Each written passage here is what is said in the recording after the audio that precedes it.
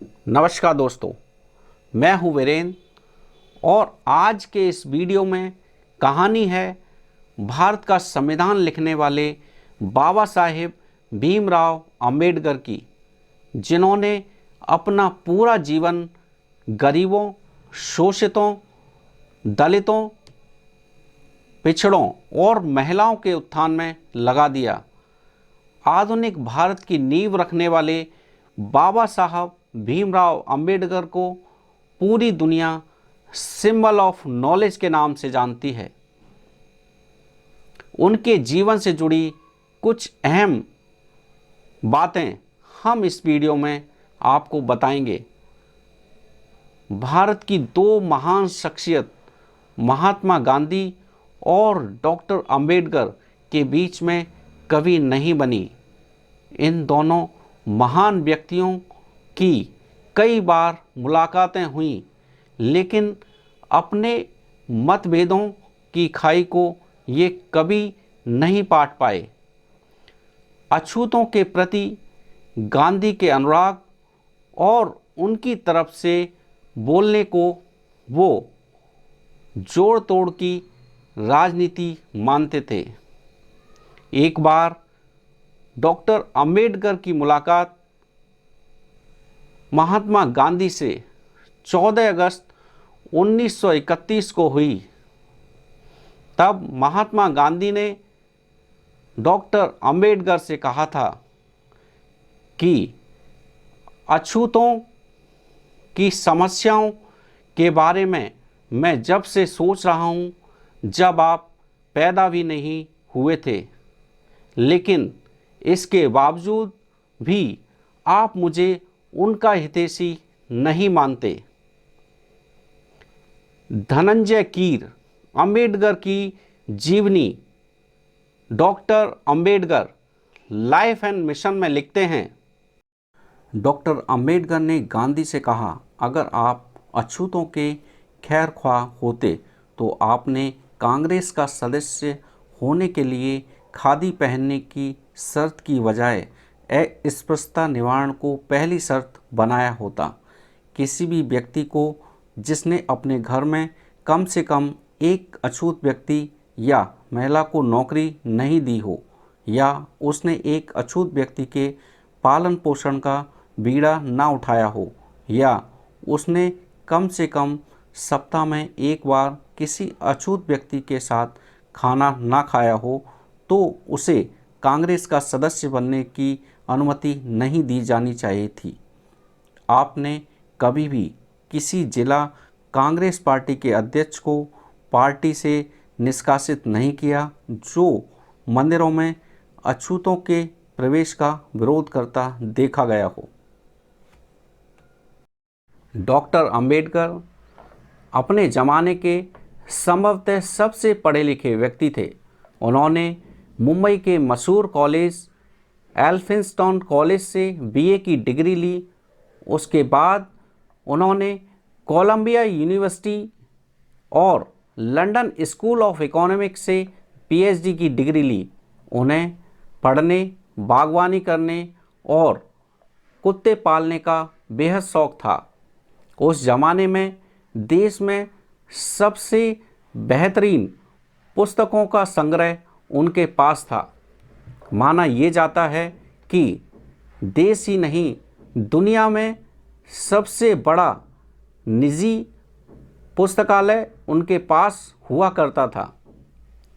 मशहूर किताब inside Asia के लेखक जॉन गुंथेर अपनी किताब में लिखते हैं कि जब 1938 में मेरी राजगृह में डॉक्टर अंबेडकर से मुलाकात हुई थी तो उनके पास 8,000 किताबें थीं। उनकी मृत्यु तक ये संख्या बढ़कर 35,000 हो चुकी थी। बाबा साहेब अंबेडकर के निकट सहयोगी रहे शंकरानंद शास्त्री अपनी किताब my memories and experience of Baba Saheb B R Ambedkar and his contribution to nation में लिखते हुए कहते हैं कि मैं रविवार 20 दिसंबर 1944 को दोपहर 1 बजे डॉक्टर अंबेडकर से मिलने उनके घर गया। उन्होंने मुझे अपने साथ जामा मस्जिद इलाके में चलने के लिए कहा। वो उन दिनों पुरानी किताबें खरीदने का अड्डा हुआ करता था। मैंने उनसे कहने की कोशिश की कि खाने का समय हो रहा है, लेकिन उन पर इसका कोई असर नहीं हुआ। जामा मस्जिद में होने की खबर चारों तरफ फैल गई। इस भीड़ में भी उन्होंने विभिन्न विषयों पर 2 दर्जन से अधिक किताबें खरीदी। बाबा साहब अम्बेडकर को किताबों से बेहद प्रेम था। वो अपनी किताबें किसी को नहीं देते थे। वो कहते थे, अगर किसी को उनकी किताबें पढ़नी हैं तो उन्हें आकर मेरे पुस्तकालय में पढ़ना चाहिए। उनके एक और नज़दीकी रहे उनके अनुयायी नामदेव निमगड़े अपनी किताब in the tiger's shadow the autobiography and Ambedkarite में लिखते हुए कहते हैं कि रात में अंबेडकर अपनी पढ़ाई में इतने खो जाते थे कि उन्हें बाहरी दुनिया का कोई ध्यान नहीं रहता था। एक बार देर रात मैं उनकी स्टडी में गया और उनके पैर छू लिए। किताबों में डूबे अंबेडकर बोले, टॉमी ये मत करो। मैं थोड़ा अचंभित हुआ। जब बाबा साहब ने अपनी आँख ऊपर उठाई तो मुझे देखकर वो झेप गए। वो पढ़ने में इतने ध्यानमग्न थे कि उन्होंने मेरे स्पर्श को ही कुत्ते का स्पर्श समझ लिया। बाबा साहब अम्बेडकर की जीवनी लिखने वाले धनंजय कीर उनकी जीवनी में लिखते हैं कि अंबेडकर पूरी रात पढ़ने के बाद केवल 2 घंटे सोने जाया करते थे। उसके बाद वो उठकर थोड़ा व्यायाम करते थे और नहाने के बाद वो अपना नाश्ता करते थे। अखबार पढ़ने के बाद वो अपनी कार से कोर्ट जाया करते थे। इस दौरान वो उन किताबों को पलट रहे होते थे जो उनके पास डाक से आई होती थी। कोर्ट ख़त्म होने के बाद किताबों की दुकानों के चक्कर लगाया करते थे और शाम को जब वे लौटते थे उनके पास नई किताबों का एक बंडल हुआ करता था। जहाँ तक बागवानी का सवाल है, दिल्ली में उनसे अच्छा दार्शनिक बगीचा किसी के पास नहीं था। यहाँ तक कि ब्रिटिश के एक अखबार डेली मेल ने उनके बगीचे की तारीफ़ की थी। वो अपने कुत्ते से भी बेहद प्रेम करते थे। एक बार जब उनके कुत्ते की मौत हो गई थी, वो बहुत फूट फूट कर रोए थे। बाबा साहब अम्बेडकर जब कभी भी उन्हें समय मिलता था या छुट्टी होती थी तो उन्हें अपने हाथों से खाना पकाना भी पसंद था।